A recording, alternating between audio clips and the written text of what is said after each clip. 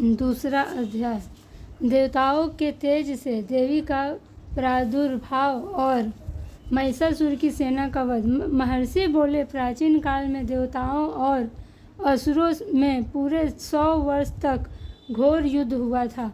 उनमें असुरों का स्वामी महिषासुर था और देवराज इंद्र देवताओं के नायक थे।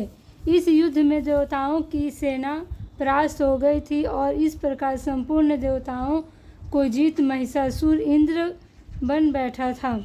युद्ध के पश्चात हारे हुए देवता प्रजापति भी ब्रह्मा को साथ लेकर उस स्थान पर पहुँचे जहाँ पर कि भगवान शंकर विराजमान थे। देवताओं ने अपनी हार का सारा वृतांत भगवान श्री विष्णु और शंकर जी से कह सुनाया। वह कहने लगे, प्रभु, महिषासुर सूर्य, इंद्र, अग्नि, वायु, चंद्रमा, यम, वरुण तथा अन्य देवताओं के सब अधिकार छीनकर सबका अधिष्ठाता स्वयं बन बैठा है। उसने समस्त देवताओं को स्वर्ग से निकाल दिया है। वह मनुष्यों की तरह पृथ्वी पर विचर रहे हैं। दैत्यों की सारी करतूत हमने आपको सुना दी है और आपकी शरण में इसलिए आए हैं कि आप उनके वध का कोई उपाय सोचें।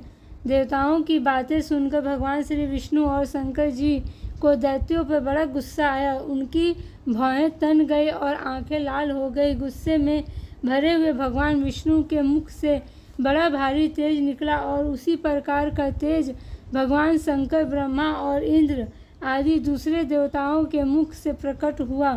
फिर वह सारा तेज एक में मिल गया और तेज का पुंज वह ऐसे दिखता था जैसे कि जाज्वल्यमान पर्वत हो।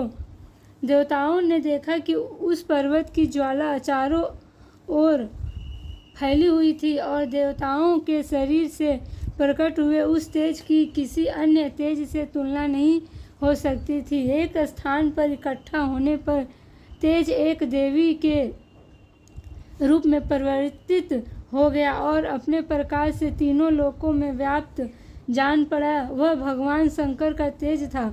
उससे देवी का मुख प्रकट हुआ। यमराज के तेज से उसके सिर के बाल बने। भगवान श्री विष्णु के तेज से उसकी भुजाएं बनी। चंद्रमा के तेज से दोनों स्तन और इंद्र के तेज से जंघा और पिंडली तथा पृथ्वी के तेज से नितंब भाग बना। ब्रह्मा के तेज से दोनों चरण और सूर्य के तेज से उनकी उंगलियां पैदा हुई और कुबेर के तेज से नासिका बनी। प्रजापति के तेज से उनके दांत और अग्नि के तेज से उनके नेत्र बने। संध्या के तेज से उनकी भौवें और वायु के तेज से उनके कान प्रकट हुए थे। इस प्रकार उस देवी का प्रादुर्भाव हुआ था। महिषासुर से पराजित देवता उस देवी को देखकर अत्यंत प्रसन्न हुए। भगवान शंकर ने अपने त्रिशूल से एक त्रिशूल निकालकर उस देवी को दिया और भगवान विष्णु ने भी अपने चक्र में से चक्र निकाल करके उस देवी को दिया। वरुण ने देवी को शंख भेंट किया, अग्नि ने इसे शक्ति दी, वायु ने उसे धनुष बाण दिए। सहस्र नेत्रों वाले श्री देवराज इंद्र अपने वज्र से उसे उत्पन्न करके वज्र दिया और ऐरावत हाथी का एक घंटा उतार कर देवी को भेंट किया। यमराज ने उसे काल दंड में से एक दंड दिया। वरुण ने पास दिया, प्रजापति ने स्फटिक की माला दी और श्री ब्रह्मा जी ने कमंडल दिया। सूर्य ने देवी के समस्त रोमों में अपनी किरणों का तेज भर दिया। काल ने चमकती हुई ढाल और तलवार दी तथा उज्ज्वल हार और दिव्य वस्त्र उसे भेंट किए और इनके साथ ही दिव्य चूड़ामणि दी। 2 कुंडल, कंकड़, उज्ज्वल अर्धचंद्र, बाहों के लिए बाजूबंद, चरणों के लिए नुपुर, गले के लिए सुंदर हंसली और अंगुलियों के लिए रत्नों की बनी हुई अंगूठियां उसे दी। विश्वकर्मा ने उनको फरसा दिया और उसके साथ ही कई प्रकार के अस्त्र और अभेद कवच दिए और इसके अतिरिक्त उसने उसे कभी न कुंभलाने वाले कमलों की मालाएं भेंट की। जलनिधि ने सुंदर कमल का फूल भेंट किया। हिमालय ने सवारी के लिए सिंह और तरह तरह के रत्न देवी को भेंट किए। यक्षराज कुबेर ने मधु से भरा हुआ पात्र और शेषनाग ने उसे बहुमूल्य मणियों से विभूषित नागहार भेंट किया।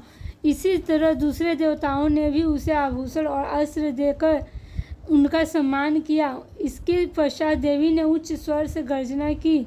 उसके इस भयंकर नाद से आकाश गूंज उठा। देवी का वह उच्च स्वर से किया हुआ सिंहनाद समा न सका। आकाश उनके सामने छोटा प्रतीत होने लगा। उससे बड़े जोर से प्रतिध्वनि हुई, जिससे समस्त विश्व में हलचल मच गई और समुद्र कांप उठे, पृथ्वी डोलने लगी और सबके सब पर्वत हिलने लगे। देवताओं ने उस समय प्रसन्न होकर सिंहवाहिनी जगतमयी से कहा, हे देवी, तुम्हारी जय हो। साथ ही महर्षियों ने भक्ति भाव से विनम्र होकर उनकी स्तुति की। संपूर्ण त्रिलोकी को शोकमग्न देखकर दैत्यगण अपनी सेनाओं को साथ लेकर और हथियार आदि सजा कर उठ खड़े हुए। महिषासुर के क्रोध का कोई पारावार न था। उसने क्रोध में भरकर कहा, यह सब क्या उत्पात है। फिर वह अपनी सेना के साथ उस ओर दौड़ा जिस ओर से भयंकर नाद का शब्द सुनाई दिया था, और आगे पहुंचकर उसने देवी को देखा, जो कि अपनी प्रभा से तीनों लोकों को प्रकाशित कर रही थी। उसके चरणों के भार से पृथ्वी दबी जा रही थी। माथे के मुकुट से आकाश में एक रेखा सी बन रही थी और उसके धनुष की टंकार से सब लोग क्षुब्ध हो रहे थे। देवी अपनी सहस्त्रों भुजाओं को संपूर्ण दिशाओं में फैलाए खड़ी थी। इसके पश्चात उनका दैत्यों के साथ युद्ध छिड़ गया और कई प्रकार के अस्त्र शस्त्रों से सब की सब दिशाएं उद्भासित होने लगी। महिषासुर की सेना का सेनापति चिछुर नामक एक महान असुर था। वह आगे बढ़कर देवी के साथ युद्ध करने लगा और दूसरे दैत्यों की चतुरंगिणी सेना साथ लेकर चामर भी लड़ने लगा और 60,000 महारथियों को साथ लेकर उदग्र नामक महादैत्य आकर युद्ध करने लगा। और महाहनु नामक असुर 1 करोड़ रथियों को साथ लेकर असिलोमा नामक असुर 5 करोड़ सैनिकों को साथ लेकर युद्ध करने लगा।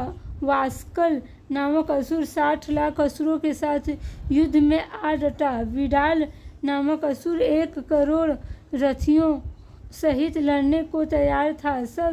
इन सब के अतिरिक्त और भी हजारों असुर हाथी और घोड़ा साथ लेकर लड़ने लगे और इन सब के पश्चात महिषासुर करोड़ों रथों, हाथियों और घोड़ों सहित वहां आकर देवी के साथ लड़ने लगा। सभी असुर तोमर, भिंदीपाल, शक्ति, मूसल, खड़गों, फरसों, पट्टियों के साथ रणभूमि में देवी के साथ युद्ध करने लगे। कोई शक्तियाँ फेंकने लगे और कोई अन्य शस्त्रादि। इसके पश्चात सबके सब दैत्य अपनी अपनी तलवारें हाथों में लेकर देवी की ओर दौड़े और उसे मार डालने का उद्योग करने लगे। मगर देवी ने क्रोध में भरकर खेल ही खेल में उनके सब अस्त्र शस्त्रों को काट दिया। इसके पश्चात ऋषियों और देवताओं ने देवी की स्तुति आरंभ कर दी और वह प्रसन्न होकर असुरों के शरीरों पर अस्त्र शस्त्रों की वर्षा करती रही। देवी का वाहन भी क्रोध में भर कर दैत्य सेना में इस तरह विचरने लगा जैसे कि वन में दावानल फैल रहा हो। युद्ध करती हुई देवी ने क्रोध में भर जिस पर श्वासों को छोड़ा, वह तुरंत ही सैकड़ों हजारों गणों के रूप में परिवर्तित हो गए। फरसे, भिंदीपाल, खड़ग तथा पट्टिस इत्यादि अस्त्रों के साथ दैत्यों से युद्ध करने लगे। देवी की शक्ति से बढ़े हुए वह गण दैत्यों का नाश करते हुए ढोल, शंख और मृदंग आदि बजा रहे थे।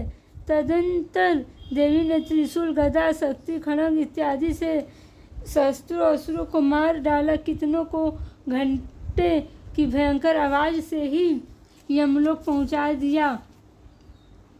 कितने ही असुरों को उसने पास में बांधकर पृथ्वी पर धर घसीटा, कितनों को अपनी तलवार से टुकड़े टुकड़े कर दिया और कितनों को गदा की चोट से धरती पर सुला दिया। कई दैत्य मूसल की मार से घायल होकर रक्त वमन करने लगे और कई शूल से छाती फट जाने के कारण पृथ्वी पर लेट गए और कितनों की बाढ़ वर्षा से कमर टूट गई। देवताओं को पीड़ा देने वाले दैत्य कट कट कर मरने लगे। कितनों की बाहें अलग हो गई, कितनों की ग्रीवाएं कट गई, कितनों के सिर कटकर धूप भूमि पर लुढ़क गए, कितनों के शरीर बीच में से कट गए और कितनों की जंघाएं कट गई और वह पृथ्वी पर गिर पड़े। कितने ही सिरों व टांगों के कटने पर भी भूमि पर से उठ खड़े हुए और शस्त्र हाथ में लेकर देवी से लड़ने लगे और कई दैत्यगण भूमि में बाजों की ध्वनि के साथ नाच रहे थे। कोई असुर जिनके सिर कट चुके थे बिना सिर के धड़ से ही हाथ में शस्त्र लिए हुए लड़ रहे थे। दैत्य रह रहकर ठहरो ठहरो कहते हुए देवी की युद्ध के लिए ललकार रहे थे। जहाँ पर यह घोर संग्राम हुआ था वहाँ की भूमि रथ, हाथी, घोड़े और असुरों की लाशों से भर गई थी और असुर सेना के बीच में रक्तपात होने के कारण रुधिर की नदियाँ बह रही थी और इस तरह देवी ने असुरों की विशाल सेना को क्षण भर में इस तरह से नष्ट कर डाला जैसे तृणकाष्ठ के बड़े समूह को अग्नि नष्ट कर डालती है। और देवी का सिंह भी गर्दन के बालों को हिलाता हुआ और बड़ा शब्द करता हुआ असुरों के शरीर से मानो उनके प्राणों को ढूंढ रहा था। वहाँ देवी के गणों ने जब दैत्यों के साथ युद्ध किया तो देवताओं ने प्रसन्न होकर आकाश से उन पर पुष्प वर्षा की।